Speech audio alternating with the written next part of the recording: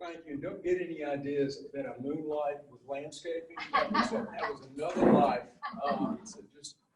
But I will come out if you need some help. But no, seriously, I'm so grateful to have had this opportunity for the past 30-something years to serve you, to serve DeSoto County in this position.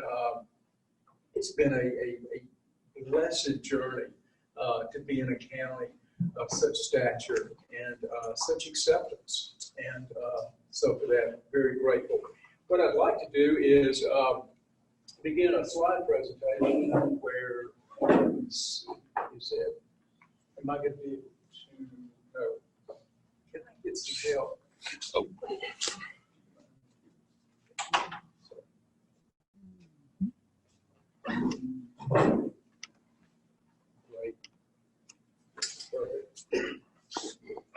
Let me lead on with a question.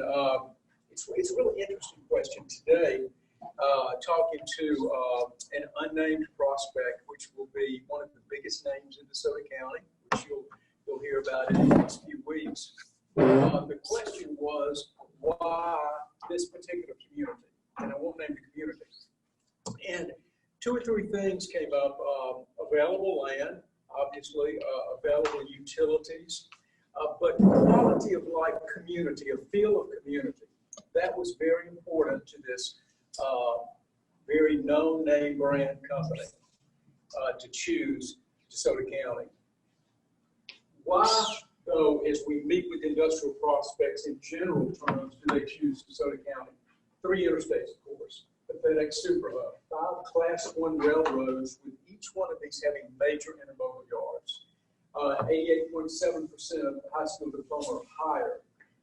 This has been the only county, other than Marshall, in the Memphis metro area that has enjoyed speculative construction space for the past 10 years. We now have today under construction or planned over 5 billion square feet of space here in DeSoto County. Would anybody like to venture a guess as to how many square feet are under roof? You see all these big boxes. Think about just multiplying that around the county. How many square feet do you think is under roof in DeSoto County of manufacturing and distribution warehouses? Just a lot, okay? 20 million. 64 million. Wow. When I make that statement to other counties in the state of Mississippi, their eyes roll back in their head. And of course, my complaint is they don't think of us as Mississippi, unfortunately. But there's a lot going on up here that really the rest of the state just is really not aware of. There have been no property tax increases for 14 years. That's amazing. Active HR associations, and I'll go over that in a few minutes. And of course, our major regional healthcare hospitals, both Methodist and Baptist.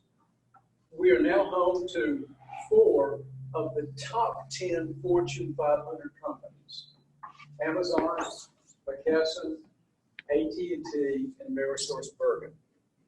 And we may have another one coming.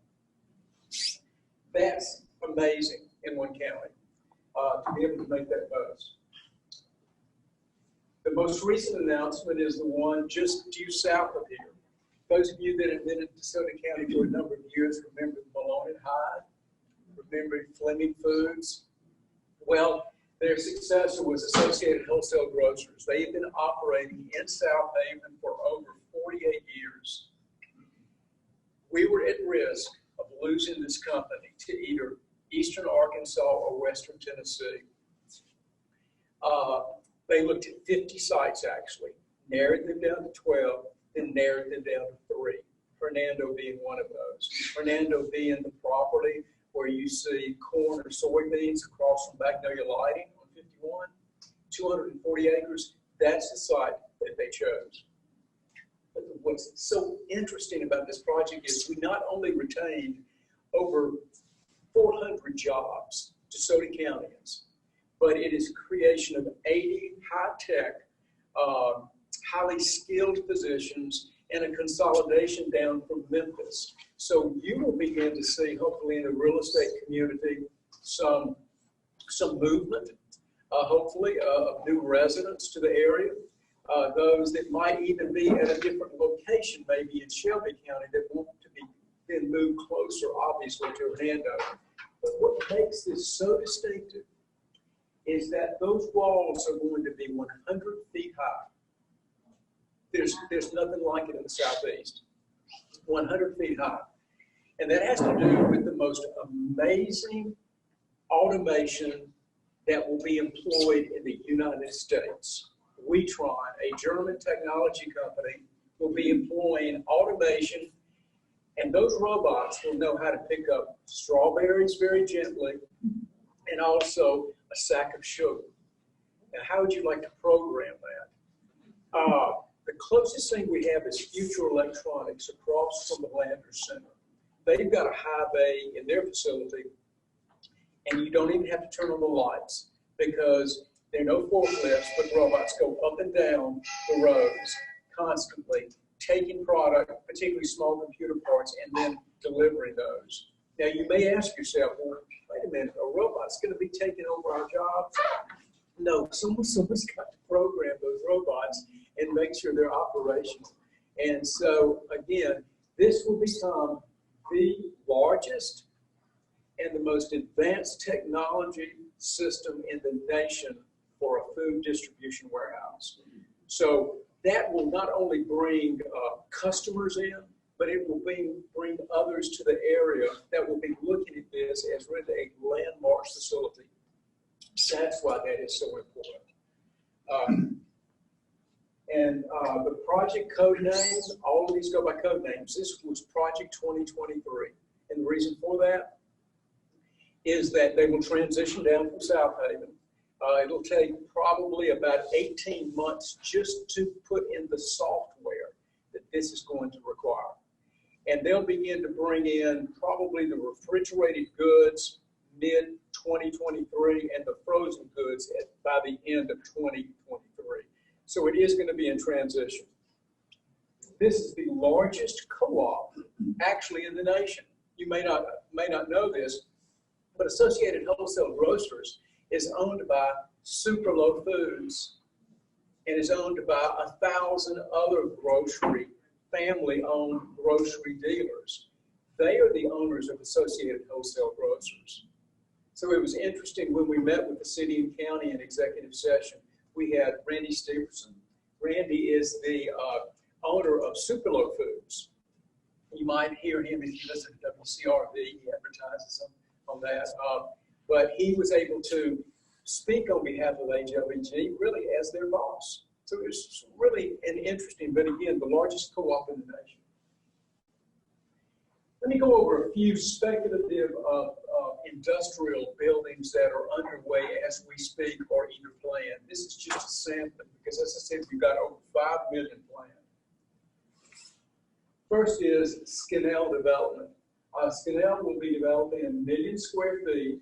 They are essentially at 51 and Nell Road. So picture that on the north side of Nell Road. 1 million square feet in Horn Lake. Scannell also will be developing 2 buildings in the Olive Branch area at the end of Sandage Road, sort of fronting 78 past FedEx Ground. A building of about 250,000 square feet and a 238,000 square foot building. DeSoto 55 Logistics Center, if you go due north from 51, this is the new part. They are in Horn Lake across from Helen of Troy. Just before you get to, I think it's Hamilton Place Apartments in there. They have leased 4 of their buildings. There's only 1 left to lease. This big building, Building D, which is 881,000, will be another big name for DeSoto County that will be announced in the next few weeks. Marina Commerce Center. This is located in Metro Industrial Park in Olive Branch. It's a site, undeveloped site that Hillwood Development will be developing, and they'll be building 1 million square feet. Now you ask yourself, that seems to be a pretty good risk. Well, the risk is pretty good here in DeSoto County because by the time they announce the building and they start putting the tilt-up walls, they're usually leased. And we've been fortunate with the monster of a building that you see on I-55 going up right now behind the new South Haven sign, that's Medline. It's one of the largest privately held healthcare companies in the world, based out of Chicago. They are actually going to own their building. They purchased that site from the Holdups family. We all remember that as a ranch there.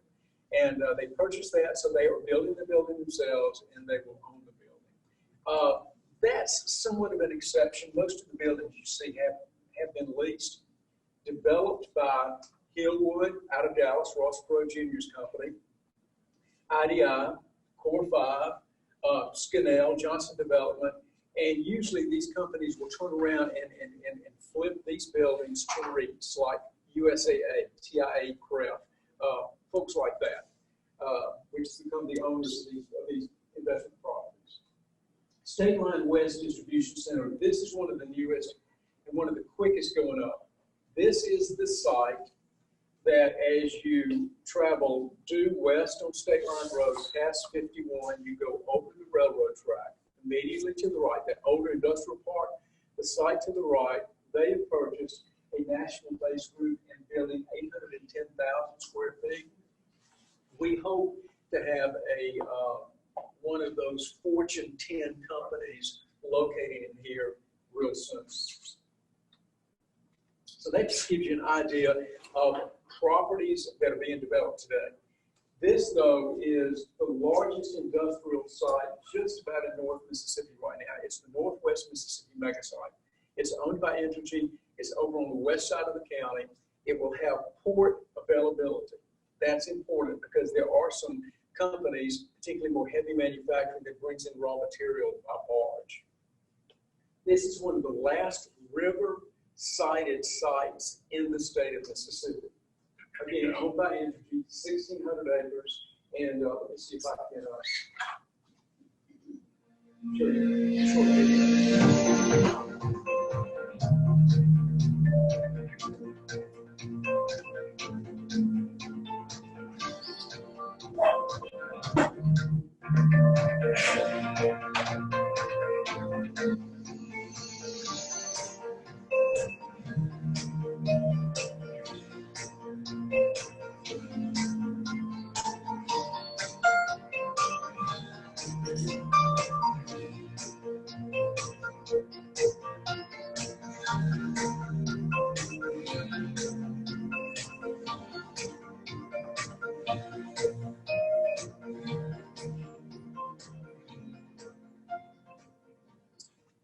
Now, to give you an idea geographically where this site is, if you think about the Tunica County line south on 61, the Harris Drive, the original Harris Drive, that is the southern boundary of this site.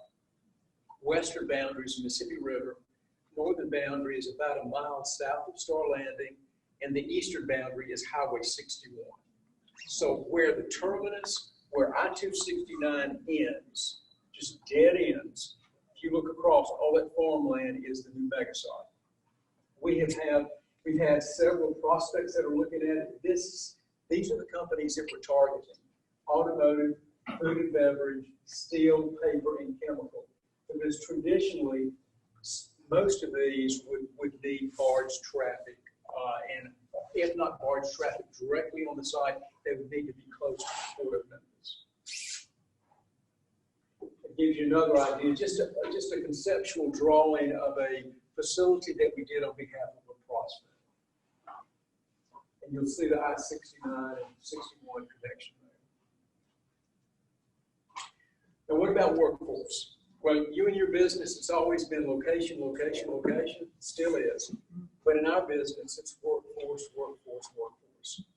And if we aren't planning ahead and making sure that the pipeline is filled for our young people, then we are doing a disservice to them.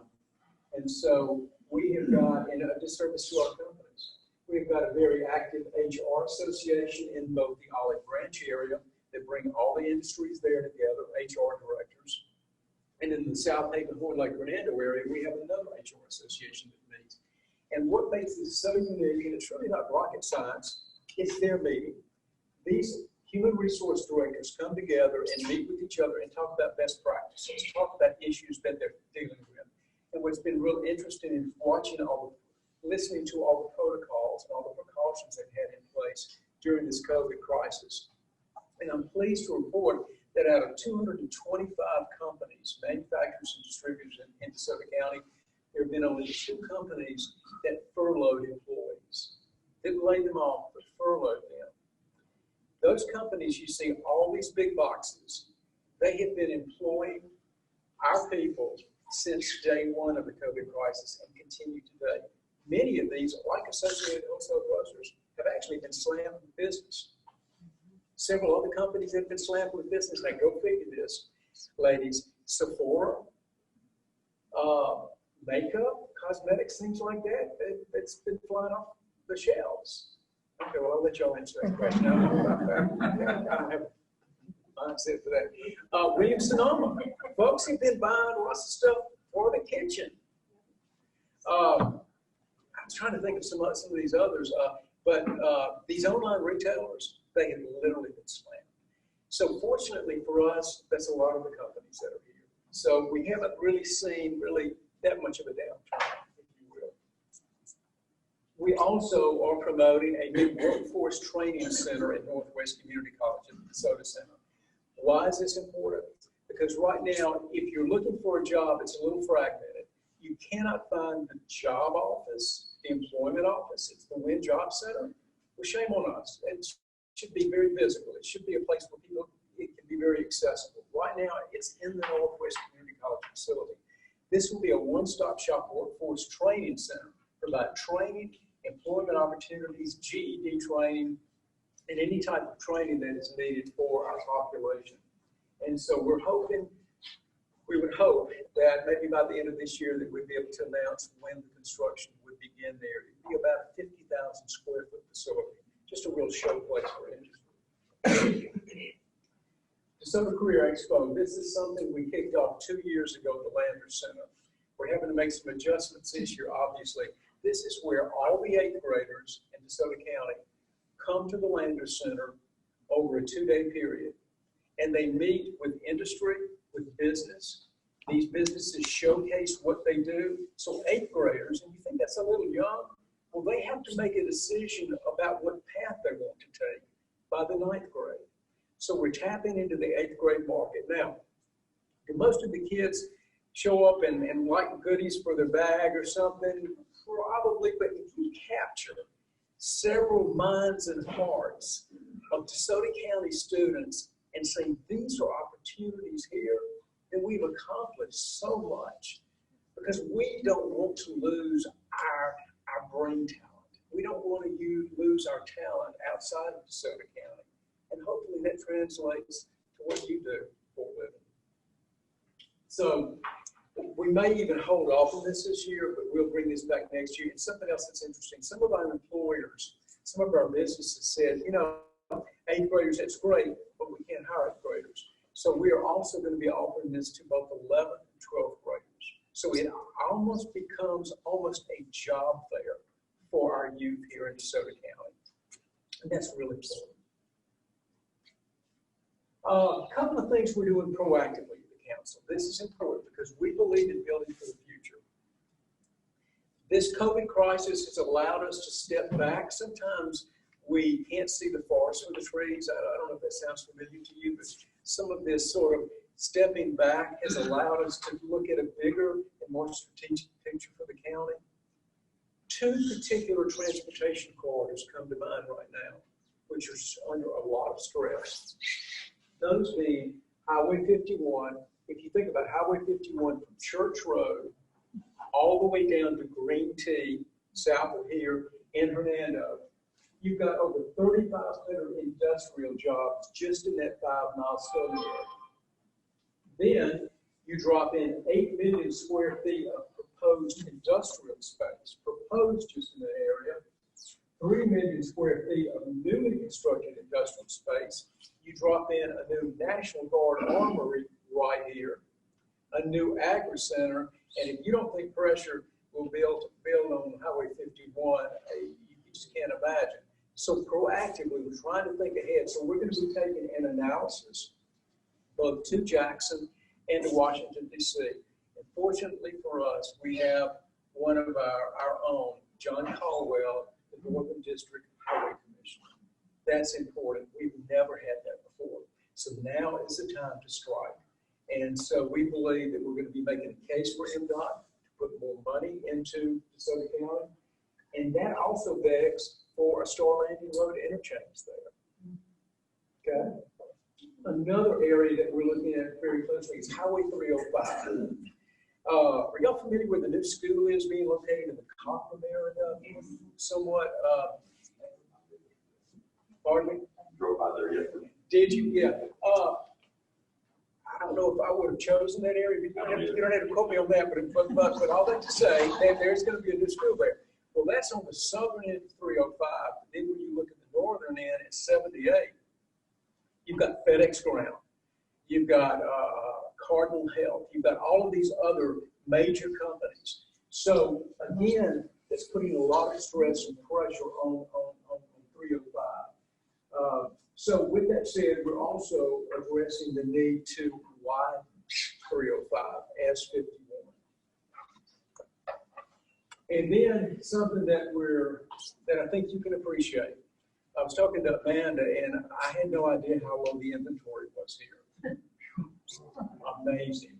Well, I'm not broadcasting this in the newspapers or on the media, but y'all, I won't say we're running out of industrial land, but it's getting tight.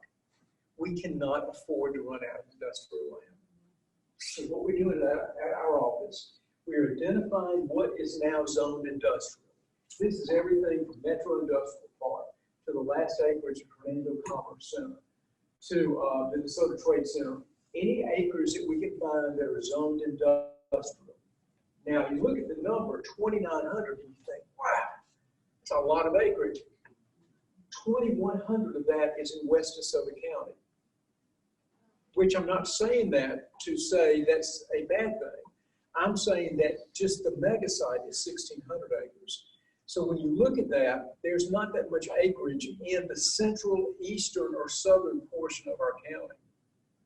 Very honestly, love the western side of DeSoto County, but developers are not quite interested yet in making investments over there. They're still looking at 55 east, 55 north, and 55 south. They just can't quite make that step yet. But what we're attempting to do with this study is not only show what's on the ground today, but we're starting to identify sites along I-269 that could be potential industrial sites. Now, you as residential realtors, you may say, well, maybe the higher and better use is residential. Well, there is a place, obviously, for that. But there's a place to create a balance, too.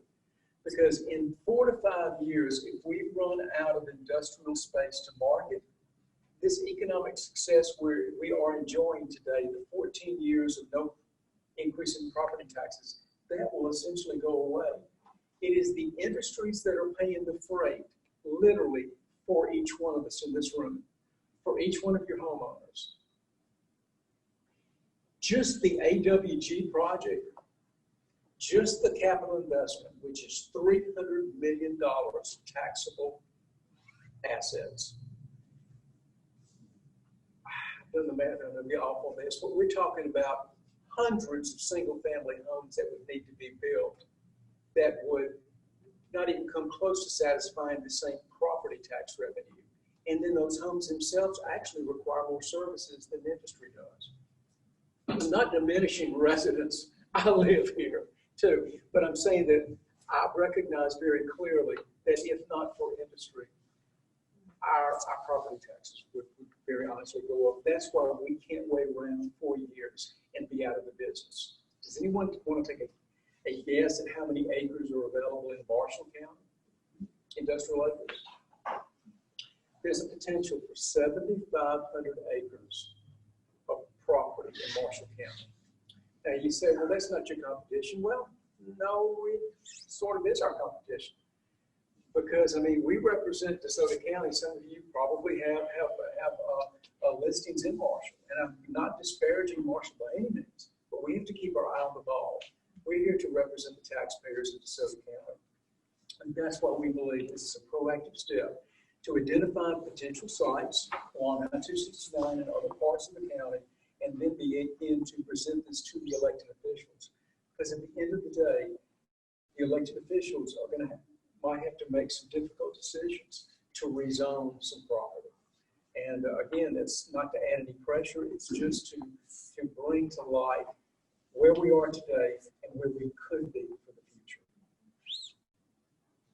So there's a lot of information to throw at you, but I'll be glad to open it up maybe for any questions that you might have. Jim, Yes, ma'am. you brought it up, but I have a question. 269 in Getwell.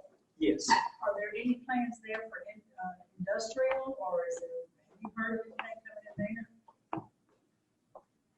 in there? What would you like to see? Well, I don't, you know, I'm just curious. industrial's fine. I was just wondering if anything had been developed there. No, there hasn't. That is one of the sites we've identified. Well, somebody had told me they were going to build a couple of hotels there, and I didn't know if that was a true fact. I have not heard that. I haven't heard that. Again, diversity is so important in not only in population and demographics, but diversity is important in the economy, where you have residential, commercial, and industrial all working together, because if one is heavy weighted, I grew up in Pascagoula. I'm diverging just a little. I grew up in Pascagoula, and does anyone know what the major company is in Pascagoula? Does Eagle Shipbuilding ring a bell to you? 10 years ago, it's now lit in Norfolk Grumman.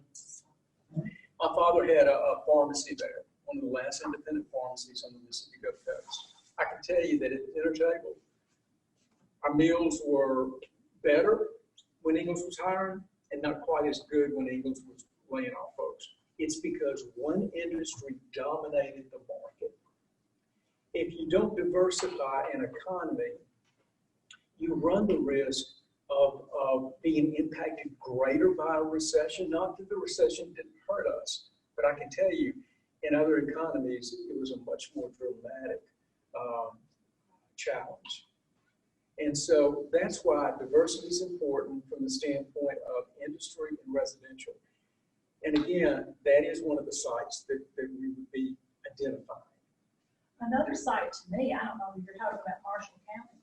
You know, I-269 goes through like they're going to Carterville, and then 78 Highway.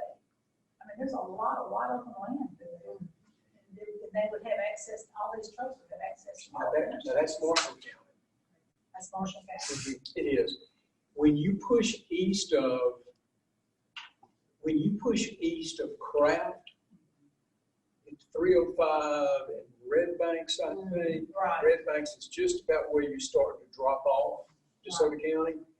The Coldwater River Basin creates all this floodway issues you see in that area. So the land itself doesn't become as developable.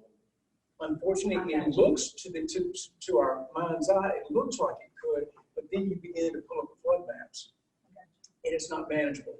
So then that shifts us back this way.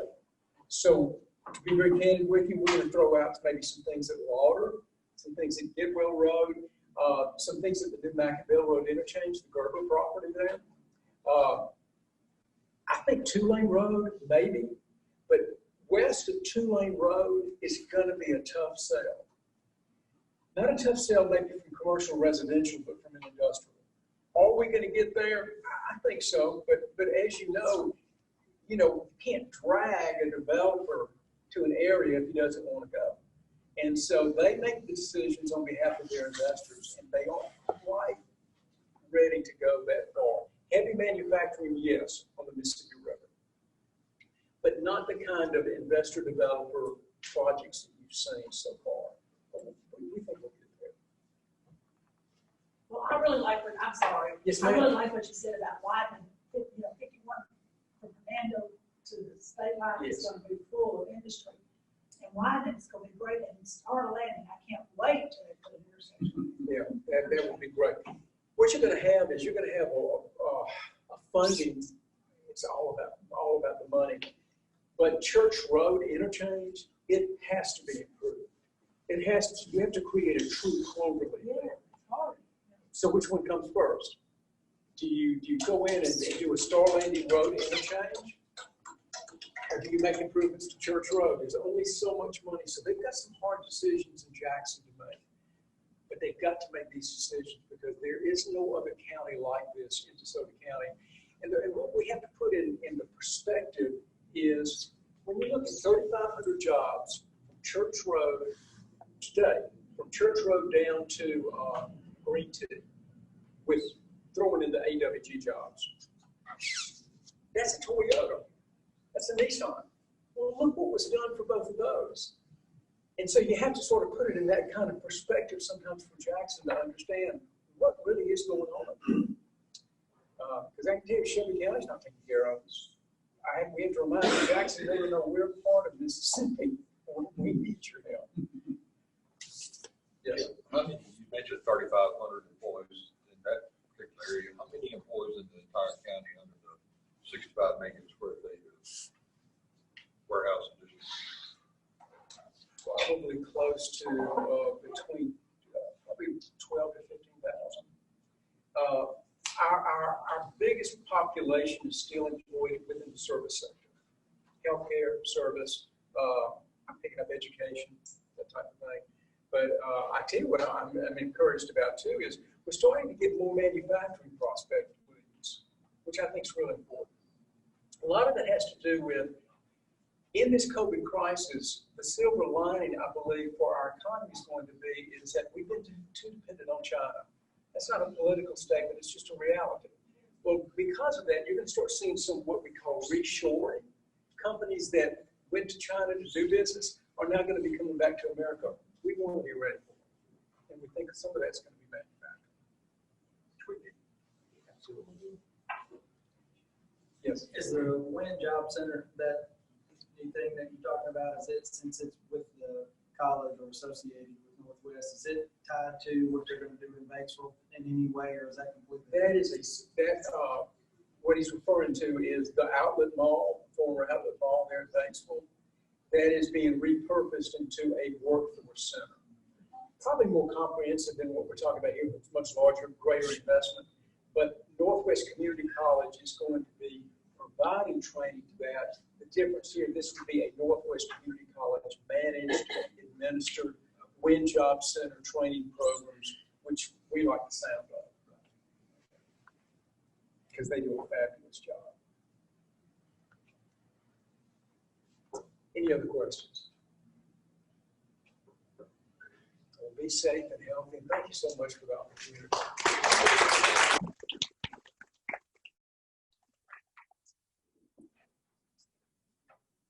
Thank you so much. I have a little gift here for you.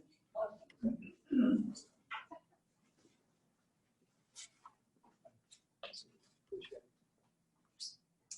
now it's Christy's turn to return to the microphone for the realtor reaching out. Hi. Let's see. Not very many people in here today. It's so good to see y'all. I miss everybody's face. Okay, Realtor Reaching Out Award. This is an awesome award.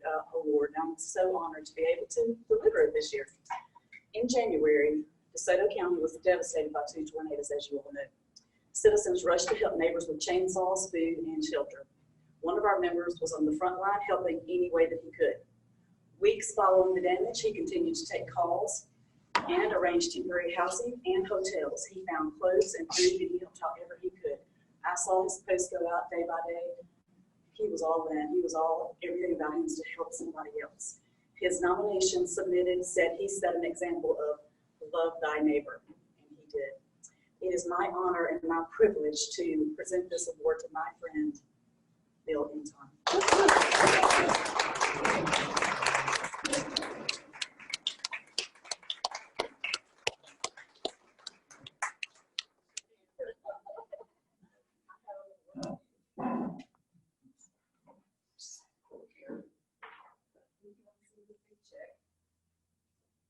Upside down. Help me. Look at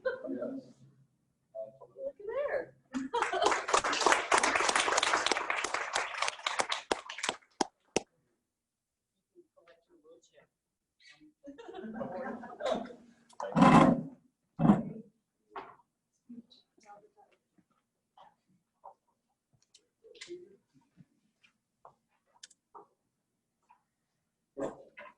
Thank you so much, Christy, and thank you, Bill, for all you do. Now I need, we're going to do the nominations, committee nominations. And we need 2 members to be nominated to serve on the nominating committee to set the slate for the 2021 board of directors. This committee includes 3 past presidents and 2 members at large. Do I have any nominations from the floor? Okay. Okay, Allison Spencer and Tracy Kirkley. Do I have a second? And a vote? Okay, so that has passed. Okay, announcements. Highlights, COVID updates. I'm really proud of all of our members for stepping up and getting through this time that was just unprecedented, that none of us have ever been through. Thank you for Tommy for launching the nwmarstrong.org site to keep us updated with the latest info. And thanks for Amanda for coordinating the Zoom meetings. Everybody was really creative and getting their business done in a safe way. Speaking of our realtor community, I do have an exciting announcement. If you didn't see the signs outside, we are now going to be doing business as Northwest Mississippi Realtors. We are dropping the association part of our name because we are the realtors of Northwest Mississippi. So I'm really excited. Amanda and I have been working on that for a while, and I'm really excited that we put our signs up. You didn't see the associate affiliate board outside. It's awesome. As we are moving forward, we're going to again put safety and service at the top of our priorities list.